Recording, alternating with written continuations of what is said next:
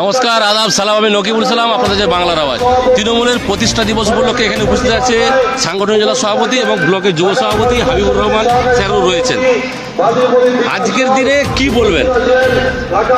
আজকের দিনে একটা কথাই বলবো যে 2026 সকলের ভালো কাটুক এবং আজকে আমাদের কাছে একটা বিশেষ দিন। আজকে 1 জানুয়ারি তৃণমূল কংগ্রেসের 29তম প্রতিষ্ঠা দিবস।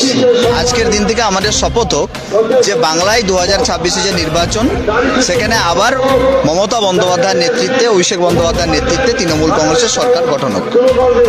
1998 সালে এই দলের জন্ম, কারণ কিছু অত্যাচারীদের সাথে লড়ার জন্য। আবার 2026-এ সেই জিনিসটাই উঠে আসছে। সামনে অনেক যুদ্ধ আছে, অনেক প্রতিদ্বন্দ্বী আছে আপনাদের। যুবরা কিভাবে লড়বে? দেখুন, আমরা যুদ্ধটাকে শুধু নির্বাচনের যুদ্ধ বলে মনে করি না। যুদ্ধটা সারা বছর, আর যারা সারা বছর মানুষের পাশে থাকে, আত্মের সেবা করে, মানুষের সুখ দুঃখ বিপদ আপদে সবসময় থাকে, তাদের কাছে নির্বাচনটা বিশেষ দিন নয়। যুদ্ধটা একটাই, যে মানুষের সঙ্গে থাকা, মানুষের কাছে থাকা, মানুষের পাশে থাকা। যেভাবে আমরা মানুষের পাশে আছি, তৃণমূল কংগ্রেস, তৃণমূল যুব কংগ্রেস, আমরা নিশ্চিতভাবে আশাবাদী যে মানুষের আশীর্বাদ এবং ভালোবাসা এবং ভরসার শেষস্থল মমতা বন্দ্যোপাধ্যায়ের সঙ্গে থাকবে। ধর্মের রাজনীতিটাকে যুবরা কিভাবে দেখছে? দেখুন, আমরা ছোট থেকে বড় হয়েছি বাংলায়, আমরা জন্মেছি বাংলায়, মরবো ওই বাংলায়। আমাদের কাছে ধর্মীয় মেরুকরণ বা ধর্মীয় বিভেদ বলে কিছু মনে করি না। আমরা যেমন দুর্গোৎসবেও সবাই একসাথে বন্ধুরা আনন্দ করি, ঠিক একইভাবে ঈদেও আনন্দ করি। আর আপনারা তো সবাই জানেন যে আমাদের পশ্চিমবাংলায় রেড রোড বলে একটা জায়গা আছে, যেখানে দুর্গাপুজোর কার্নিভালটা অনেক বড় করে আমাদের নেত্রী মমতা বন্দ্যোপাধ্যায় করে এবং সেখানে ঈদের নামাজটা অনেক বড় করে পড়া হয়। তাই আমাদের কাছে ধর্মীয় মেরুকরণটা পশ্চিমবাংলায় নেই এবং আমাদের এই মেদিনীপুর জেলাতেও খুব একটা বেশি কিছু নেই। বিজেপি ছিল, তার সাথে আবার একটা নতুন দল আসছে, তাদের সাথে যুদ্ধটা কি নাম রাজনৈতিক দলটার নাম কি? জেইউপি। জেইউপির রাজনৈতিক এজেন্ডা কি? রাজনৈতিক এজেন্ডা ধর্মও আছে, তার সাথে সাথে বলছে মুখেতে নিরপেক্ষ। এবার আপনারা সেটা কিভাবে দেখছেন?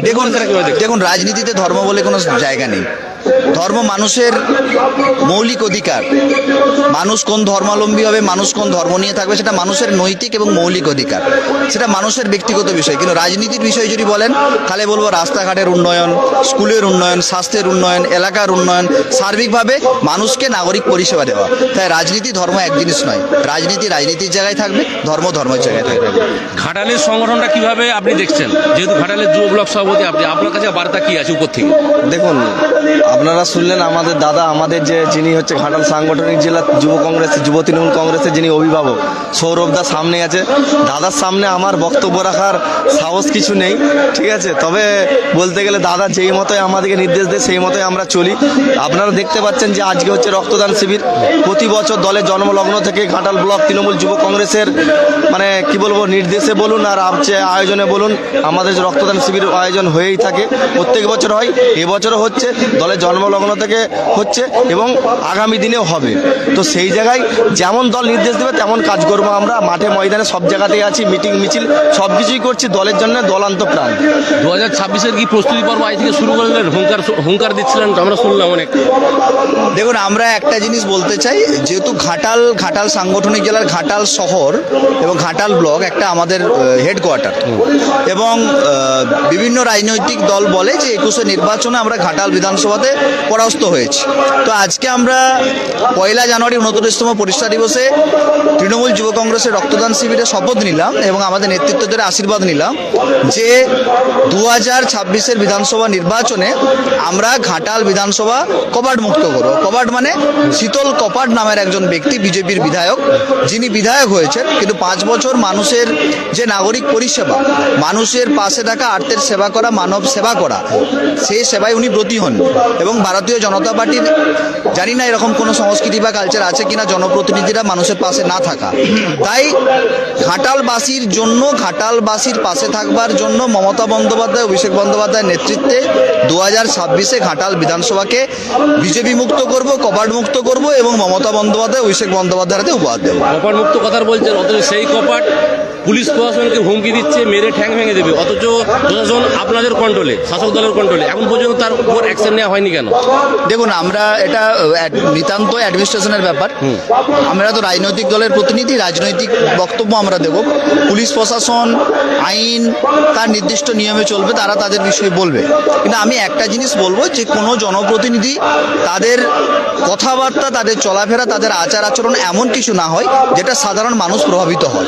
এবং এলাকায় শান্তি শৃঙ্খলা রাখা, এলাকায় গণতন্ত্র রাখা, এলাকাকে স্বাভাবিক রাখা, এটা প্রত্যেকটা জনপ্রতিনিধি এবং রাজনৈতিক নেতাদেরও দায়িত্ব।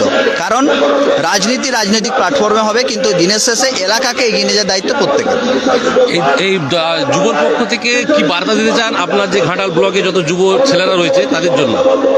দেখুন, একটা কথা বলি যে সামনে 2026 সাল, কারণ আপনারা দেখছেন যে এসআইআর এর নাম করে যে বৈধ ভোটারকে যে বাদ দেওয়ার যে চক্রান্ত করছে বিজেপি। আপনারা আর কি দেখছেন যে আমাদের পশ্চিম বাংলা থেকে যেসব মানুষরা বিজেপি শাসিত রাজ্যে কাজে গেছে তাদেরকে মানে বাংলা ও